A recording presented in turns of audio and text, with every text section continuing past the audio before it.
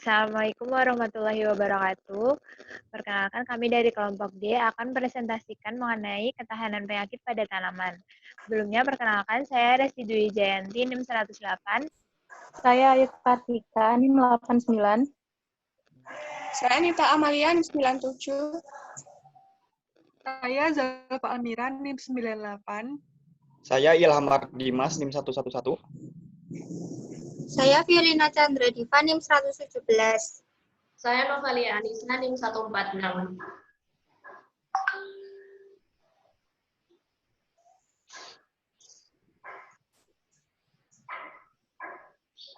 Apa saja yang akan dibahas dalam presentasi kali ini? Itu ada 4 poin. Yang pertama, ada definisi ketahanan tanaman. Yang kedua, ada pemulihan tanaman secara konvensional dan ketahanan tanaman. Yang ketiga, ada mekanisme ketahanan penyakit tanaman. Dan yang keempat, ada hubungan ketahanan penyakit dan mekanisme ketahanan penyakit tanaman. Next.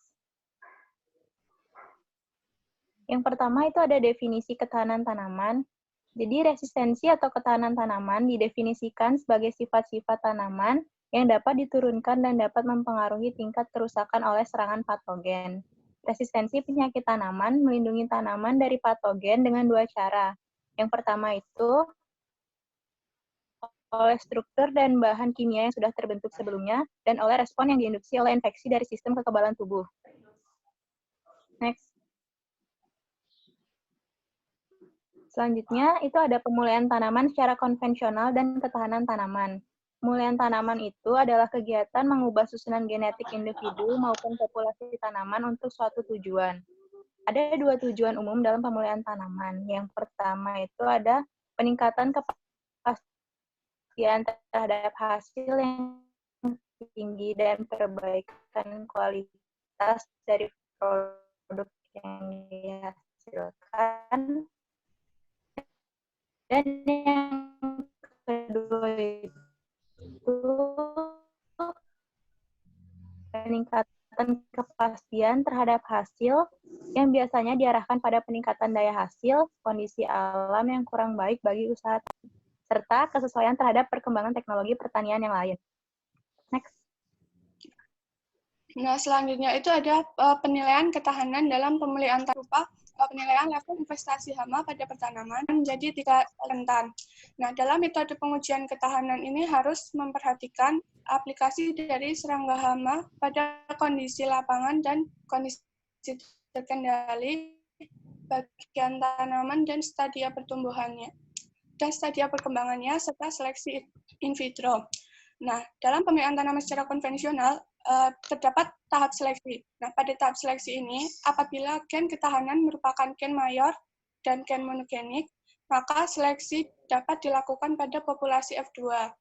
Nah, untuk tanaman menyerbuk sendiri, pada metode backcross, dalam persilangan dapat mengurangi atau menghilangkan gen-gen yang tidak dikehendaki. Nah, yang terakhir, untuk tanaman menyerbuk silang, pada seleksi daur ulang yang efektif untuk meningkatkan frekuensi alel yang dikehendaki.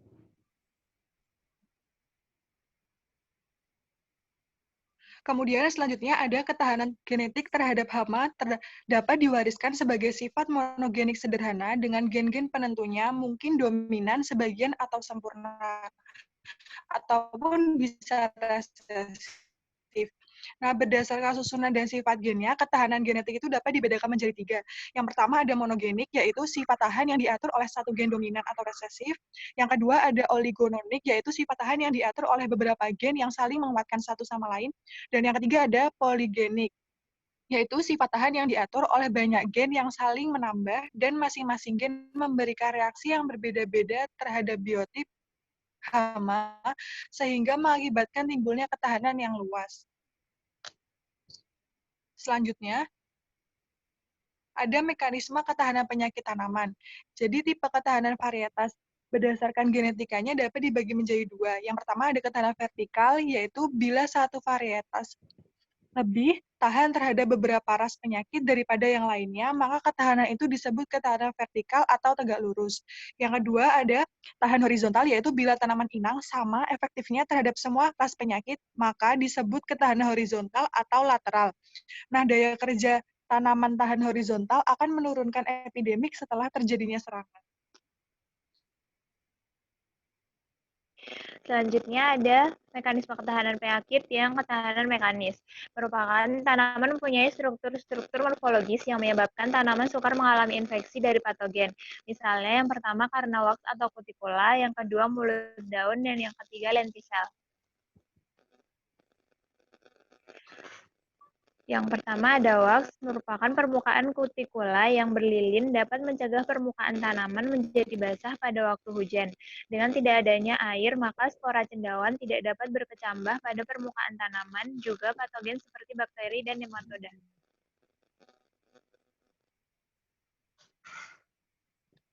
Yang kedua, mulut daun. Dapat kita beri contoh pada kultivar gandum yang tahan terhadap penyakit karat.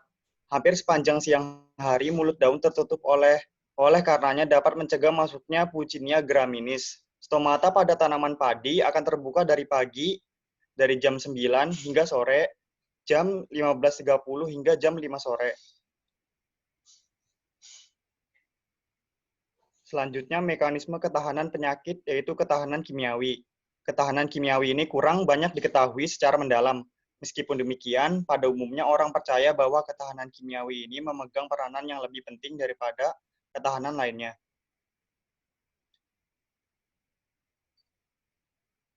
Selanjutnya, mekanisme ketahanan penyakit tanaman. Ketahanan fungsional, tumbuhan melewati fase rentannya pada saat tidak ada patogen atau pada waktu lingkungan tidak cocok untuk infeksinya.